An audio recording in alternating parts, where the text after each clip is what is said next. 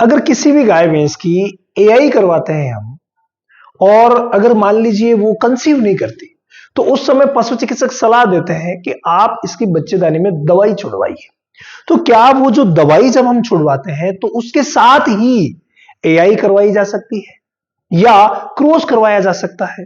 क्या ये सही है, गलत है? भाई एक दुविधा हमारे एक सब्सक्राइबर भाई की है, जिनका नाम है शंकर सिंह जी, और इन्होंने रामावत वैद ज्ञान लिख करके प्रश्न किया है। अगर आपका भी कोई प्रश्न है तो आप भी रामावत वैद ज्ञान लिखिए और अपना प्रश्न लिख दीजिए। अगर वीडियो नहीं बना हुआ है तो मैं वीडियो जरूर बनाऊंगा आपकी समस्या पर। यह समस्या है, विशेष सुनिएगा। सर मेरी फर्स्ट टाइमर कटड़ी है, 7 से 8 बार क्रॉस करवा लिया लेकिन गाभिन नहीं रही।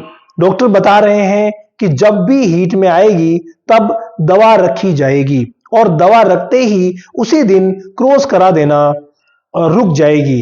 क्या ये पॉसिबल है? क्या ये सही है? भाई देखिए, एक बात मैं आपको विशेष बताऊं कि जो दवा रखी जाएगी ना, वो दवा क्या है उसको हमें अच्छे तरीके से ऑब्जर्व करना पड़ेगा। वो दवा है जो यूट्रस में से इंफेक्शन को खत्म करेगी, यानी यूट्रस में से बैक्टीरिया को खत्म करेगी। और जब बैक्टीरिया को खत्म करेगी यूट्रस में से, उसी समय हम स्पर्म अंदर डाल रहे हैं। तो बहुत सारी मेडिसिन ऐसी है जो स्पर्म को भी खत्म कर सकती है। इस बात को आपको दिमाग में रखना पड़ेगा। कुछ मेडिसिन ऐसी है जो स्पर्म पर इफेक्ट नहीं करती, लेकिन अधिकतर दवाइयां हैं जो स्पर्म पर इफेक्ट देती है। इसीलिए यह गलती कभी नहीं करनी है कि दवा यूट्रस में छोड़ी, उसके साथ आपने क्रॉस भी करवा दिया या एआई भी करवा दी।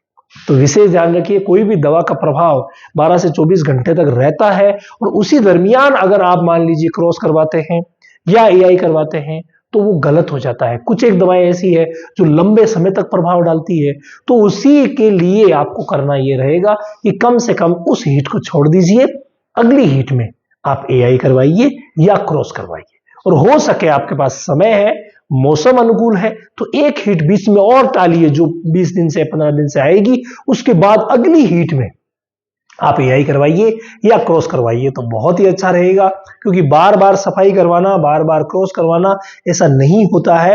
तो एक बार जो आपने चांस लिया है उसी को आपको 100% पुटअप करना है और उसी में आपको पूरा कवरअप करवाना है, कंसीव करवाना है। इसके लिए क्या करेंगे, बेस्ट तरीका क्या रहेगा, जब भी आप सफाई करवाते हैं उसी समय या उससे पहले आप नील जान से डिवॉर्मिंग करवा दीजिए।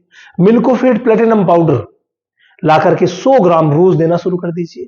20 दिन तक आप ये काम कर देंगे ना, तो इस दरमियान, और हाँ साथ में हल्दी भी दे दीजिए, क्योंकि इन्फेक्शन का डाउट है ना, तो 50 ग्राम हल्दी भी रोज दे दीजिए। तो हिपर है तो 25 ग्राम हल्दी और 50 ग्राम मिल्कोफीड, और बड़ा कोई पशु है तो उसको 50 ग्राम हल्दी और 100 ग्राम मिल्कोफीड दे दीजिए। 20 दिन तक लगातार दीजिए। अब ये जो 20 दिन निकले हैं ना डिवॉर्मिंग करने के बाद, वहां पूरे के पूरे विटामिन और मिनरल्स मिल गए जिनकी जरूरत बच्चेदानी के लिए है। हल्दी मिल गई जो कि बच्चेदानी को एकदम से डिसइंफेक्टेड कर देगी, कंप्लीट तैयार कर देगी। और फिर आप जब करेंगे ना तो बहुत ही शानदार रहेगा, सही रास्ते सही तरीके से चला जाएगा, तभी मंजिल मिलेगी। तो आप इस तरीके से करें। हालांकि अगर आपके पशु चिकित्सक कह रहे हैं तो भाई हमें उनका मानना भी चाहिए। वो अलग अलग एरिया के हिसाब से हो सकता है उनका अनुभव अलग कहता हो, लेकिन आपने मेरे से राय चाहिए है तो मेरी राय यही है कि आप इस हिट में मत करवाइए, नेक्स्ट हिट में करवाइए और बीच में जो 20 दिन है उनका पूरा फायदा लीजिए, ताकि बार बार रिपीट होने का झंझट समाप्त हो सके। हाँ, इसके अलावा अगर आप ट्रेनिंग लेना चाहते हैं, कंप्लीट चीजों को सीखना चाहते हैं कि अंदरूनी चीजें क्या है, बाहर की चीजें क्या है, बीमारियां कौन कौन सी हो सकती है, कैसे ठीक किया जा सकता है, मैनेजमेंट कैसे ओके किया जाए साइंटिफिक वे, तो रामावत एनिमल ऐप पर आ जाइए। वहां ऑनलाइन सेशन शुरू हो गया है डेयरी फार्मिंग का, जो अभी मात्र डाटा खर्च में मिल रहा है। तो आइए और पाइए वो ट्रेनिंग जो आपको सफलता के शिखर पर ले जाएगी।